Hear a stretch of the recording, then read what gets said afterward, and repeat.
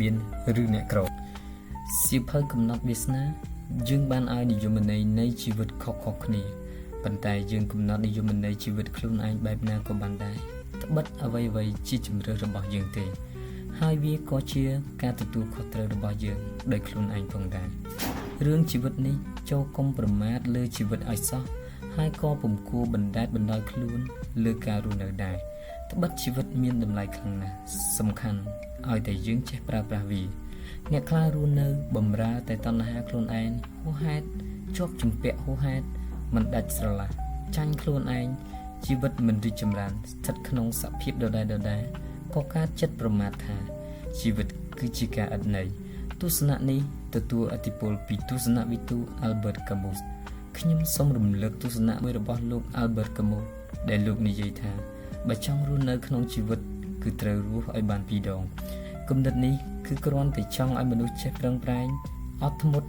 នឹងការលំបាកត្បិតជីវិតពេលខ្លះប្រៀបដូចជាការស្លាប់អីចឹងជីវិតមានតម្លៃហើយក៏មិនអាចបណ្តែតបណ្ដោយឲ្យជីវិតស្លាប់ដោយឥតន័យបានដែរត្បិតបើដួលត្រូវចេះក្រោកបើស្លាប់ត្រូវចេះប្រឹងនេះជាគំនិតបើកបង្ហាញនៅឧទាហរណ៍នៃការប្រកាន់យកទស្សនៈចំពោះជីវិតបើយើងយល់ថាជីវិតឥតន័យគឺយើងនឹងប្រើប្រាស់តម្លៃនៃជីវិតយ៉ាងខ្ជះខ្ជាយបំផុតយើងជាមនុស្សមានតម្លៃតែយើងច្រឡំតែខ្លួនឯងថោកទាបយើងជាអ្វីដែលយើងគិតត្បិតលទ្ធផលនៃជីវិតឬដំណើរនៃជីវិតយើងគឺអាស្រ័យទៅលើគំនិតឬគុណភាពទស្សនៈដែលយើងប្រកាន់យកដាក់ខ្លួន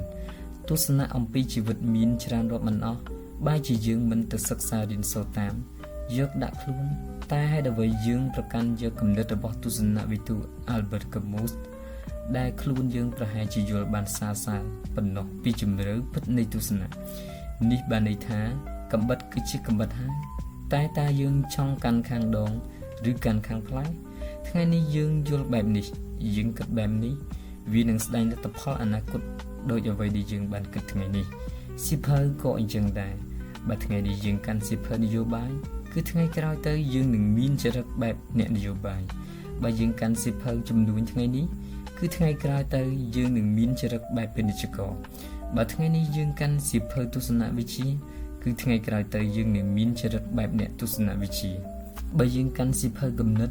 កាន់សៀវភៅខួរក្បាលគឺថ្ងៃក្រោយទៅយើងនឹងមានចរិតលក្ខណៈជាអ្នកទស្សនៈច្រើន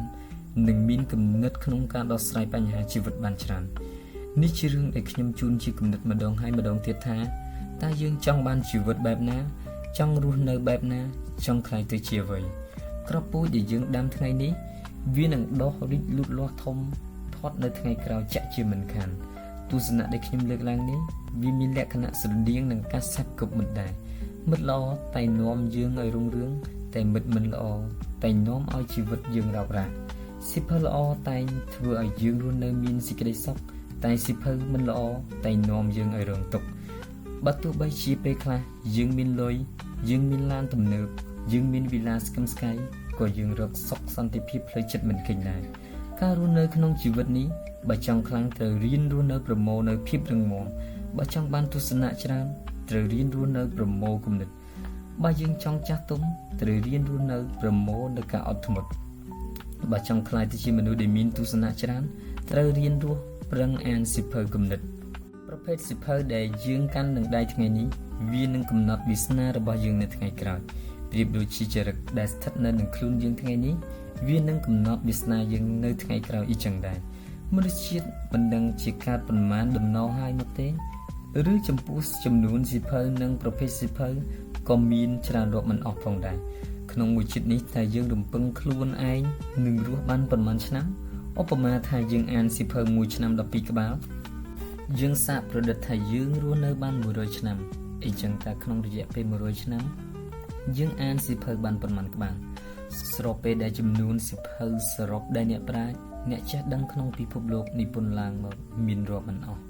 អានសៀវភៅគឺត្រូវតែអានហើយតែត្រូវចេះជ្រើសរើសសៀវភៅប្រើប្រាស់ពេលវេលាឲ្យមានប្រសិទ្ធភាពនិងប្រើប្រាស់លុយកាក់ឲ្យត្រូវផ្លូវជីវិតមានតម្លៃលុយជួយជ្រោមជ្រែងជីវិតដែលមានតម្លៃគឺស្ថិតនៅលើការប្រើប្រាស់ពេលវេលានេះឯងអ្នកឆ្លាតគេប្រើជីវិតយ៉ាងម៉េចប្រើពេលយ៉ាងម៉េចមុនស្លាប់ចុងក្រោយជីវិតជាជំរើសទេកុំចង់សប្បាយពេលខ្លួនក្រកុំទ្រាំរស់នៅត្រដោះស្របពេលដែលមានផ្លូវចេញផ្លូវមានឲ្យចេញ ទស្សនៈមានឲ្យពិចារណាគោលការណ៍មានឲ្យសាឡបងតើយើងចង់ឬមិនចង់វាសុទ្ធតែជាជំរឿសៀវភៅដែលយើងកាន់ថ្ងៃនេះវាពាក់ព័ន្ធនឹងអនាគតនៅថ្ងៃក្រោយ